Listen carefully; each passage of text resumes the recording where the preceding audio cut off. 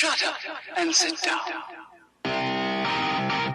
Welcome to the Answer is Yes podcast, where we will explore the cause and effect of just saying yes in your everyday life or in business. I will dig into topics that are not just stimulating, but will challenge you to be better in everything you do.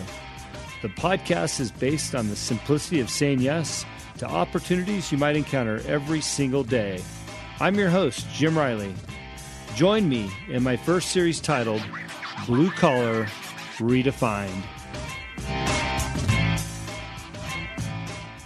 Hello and welcome to the Answer is Yes podcast. This is Jim Riley, your host, and this week we're going to do something a little different. A lot of people asking me about the Spartan race that I just did up in Lake Tahoe, questions coming in on social media, Facebook, text, and wondering how I did, how I got there, what the training was like, and the list just goes on and on and on.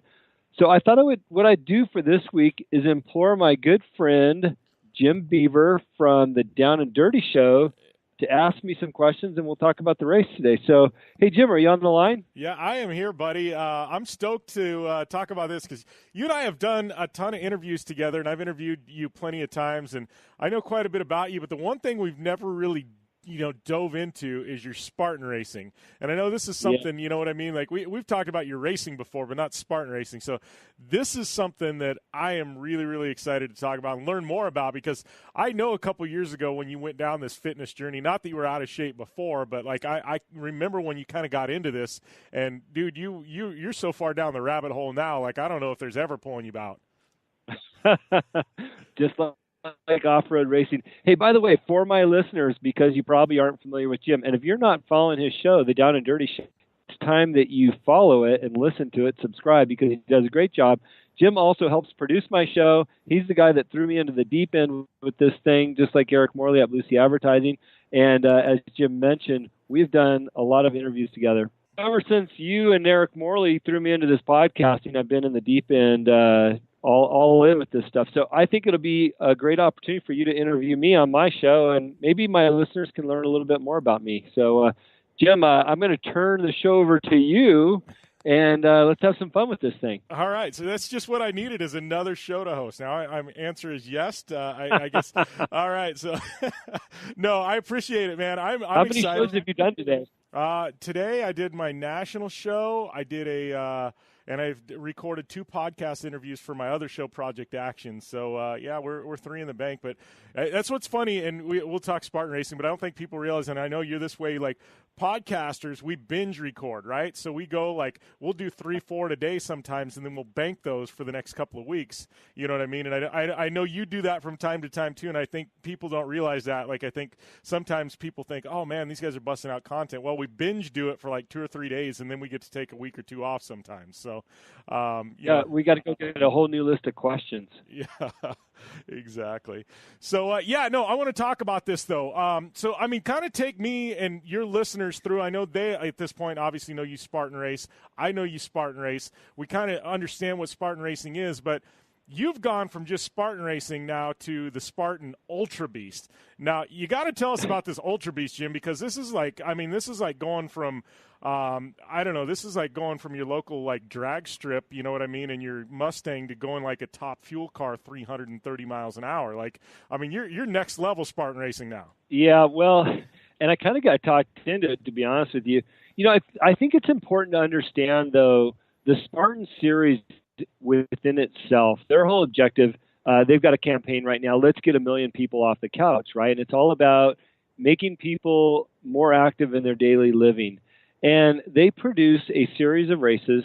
So they have the Spartan Sprint, which is 3 to 5 miles and a dozen or so obstacles. And then they do the Spartan Super, which is 8 to 10 miles, and then that's 24 to 29 obstacles. And then they have the Spartan Beast, which is 12 to 14 miles and 30 to 35 obstacles. And it's all about getting out of your comfort zone, getting out there and competing with people, seeing, how you can do it. And a lot of people do it as a group or with, they create a little team and stuff like that. But since Spartan created these races, they've added other things. So then now they have an Ultra Beast, which is 30 miles and 60 plus obstacles. And then they have these endurance events, where they're overnight or they're out in the middle of the woods for 5 days and different things like that. And then they have a kid series. So naturally, after a year and a half of racing the sprints, the supers, and the beasts and doing very well, I've had a lot of podium finishes.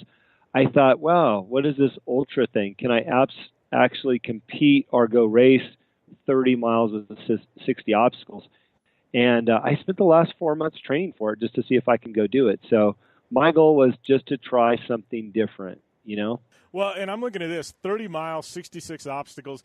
A lot of people couldn't even make it 30 miles, Jim, and more or less throw in 66 obstacles. I mean, that is just insane. And, you know, we're not talking obstacles. I mean, when they say obstacles, these things are like day enders for a lot of people. I mean, I'm assuming there's times when people struggle to get through them, right? I mean, you know, this thing, like, I can only imagine, like, you get a little bit of a breather, which I say a half mile, which is a lot of people can't even run a half mile. And then you get another obstacle. I'm looking, this is just insane. I mean, take us through an Ultra Beast, how this thing starts, some of the obstacles. Like, I'm interested in that. I mean, and this is not just running on flat ground. This is up and down mountains and hills. And, I mean, kind of take us through a typical course. Yeah, they want it to be challenging. And again, it's to get people out of their comfort zone. I mean, when you finish any Spartan race, including that 3 to 5 mile race, you feel like you've accomplished something and gotten out of your comfort zone. And for me, with the Ultra Beast, you know, like I said, it was 4 months of training. The trainer that I've been working with, his name's Jordan. He owns a shop out here in Glendora called HeartFit. He is a professional athlete, or triathlete, I should say, and it was his goal to get me on the podium. So my 4 months of training might have been different than somebody else's 4 months of I need to gear up to run 30 miles. Jordan actually wanted me to be on the podium, which I appreciate. So it was very intense.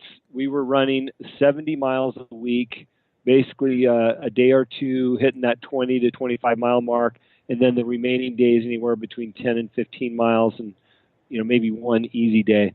But that was leading up to it, and then a lot of physical training in the gym. And to be a little bit more specific to your question, what does that look like out on the course?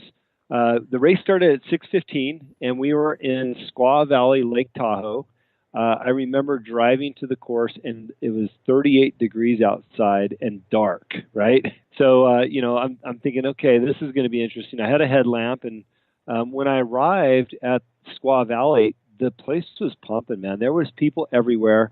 With the Spartan Ultras, you wear a purple vest to identify yourself because you're going to be doing 2 laps of the Beast course. And that means at some point in the day, there's going to be regular racers out there doing the Beast mileage, which would be 13. And then there might be some other racers out there doing the sprint mileage, which is the 3 to 5. So you're mixed in traffic at some point. So I would say the first thing is just mentally getting yourself in a position to go out and run 30 miles. And for me, I mean, Jim, I know in your car racing, we both spend our time out there in race vehicles. You think about survival first, and how are you going to pace yourself? You know, in a race car, you don't want to blow up your equipment. And in a running race, you don't want to blow out your legs too early. So you really have to pay attention to your pace and how fast you're going to go out and run and perform in this thing. And that's the first thought that goes through your head, right? Is let me get my watch out, let me track my miles, let me track my timing. And once you're off the starting line, it becomes very difficult to do that because with anything, you want to get out front and compete and be better than the next guy. But everybody's adrenaline's going, especially at 6:15 a.m. in 38-degree weather. You want to get out there and run hard. And that's where the discipline starts, is you don't want to overshoot what you can handle for a long period of time. So for me, I was shooting to do a 17-minute mile off the start, which is, you know, for comparison, I can run a 6:45 mile if I was sprinting it. So it's almost 3 times my normal pace for a mile. Man, I'm just, yeah, that's gnarly. Well, so the goal of this whole thing is to get on the podium, right? And it's safe to say you definitely accomplished that. Second in your age group on the podium, and 11th overall for everybody that raced the Ultra, man. You got to be super stoked on the way things finished up. Well, you know, I went out there again. I was looking at my pace, and I thought, okay, I'm going to stay focused. And there was 2 guys I was running next to. One guy is the world champion for men 40 to 49. He's basically won every race this year. So he's on my side. I'm going, oh my gosh, right? Here I am competing against this guy. And then the guy on my right was the guy in my age group that has won every race that he's entered. And fortunately, throughout the year, we've entered different races, and we've both had our nice first and second place. Well, I've had first and second place finishes. He's had all first place finishes. So I'm talking to these guys. It's early in the day. We're only a couple miles in. And I tell this guy, I said, I'm not going to try to race you today. I'm going to stay on pace. He's like, yeah, I'm not sure how I'm going to do. So then the brain games start, right? Like, oh, I'm going to take my time. I was serious, though. I was not going to try to outrun him early, especially mile 2. And, as the day sorts out, everybody sorts out themselves. And, you start seeing where you're going to settle in at. And that's where the real racing happens, because now it's about your own personal endurance and lasting the entire day. And fortunately for me, as you just mentioned, taking second in my age group was really an accomplishment. I set out to do this thing and just finish. And I wholeheartedly meant that. As, if I could just finish this race, I'd be happy. But to get a podium was the ultimate achievement. Now, I came home thinking, I'm so excited about that. But my trainer was so impressed with the 11th place finish. He's like, I can't believe you're 11th overall, because that is every age group. Now, I'm not shy of the fact that I'm in the 50 and over, and I competed against guys in their teens and 20s and 30s and 40s that, I beat a whole bunch of them. So that was pretty neat for me. Well, I got to think, like, I'm drawn back to, our careers in off-road, right? And I got to think approaching this, like, from a competition standpoint, you're standing there, you're ready, you're waiting for the start, once, I don't know if they fire a gun, I would say wave the green flag, whatever. Once you guys go, I feel like it's almost like an approach, like, say, a Vegas to Reno. It's an endurance race, right? A lot of guys are shot out of the cannon, and at some point those guys are going to come back to you. You know what I mean? It's like you got to pace yourself early and let the race settle in and get your pace, get into your groove, and then at the end you can see what's left, and then you can really start pushing if you have to. I mean, I got to feel it's kind of the same approach for you, right? It's absolutely the same approach, Jim, and I've never had the opportunity in my life to take my physical endurance to this point. And this was the interesting part, or the science behind the training. Now, as I mentioned, my trainer is a professional athlete, and what he's been working on with me on these long distance endurance runs, as an example, he would have me go run, and I did this, a marathon distance on a Saturday. And I did, out here in California, I ran from Mount Baldy to Glendora and back, which was basically a mountain run, ups and down in elevation at 6,000 feet, down to 4, back up to 6.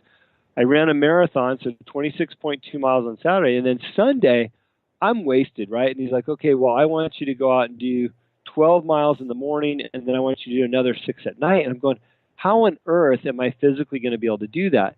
And the whole goal was to build up my resistance training on long endurance runs so that my body could adjust to that, right? And then I rolled into Monday, Tuesday, Wednesday of training. I took Thursday off, then Friday, then back at it, for another 7 days. And I just was at a constant state of fatigue.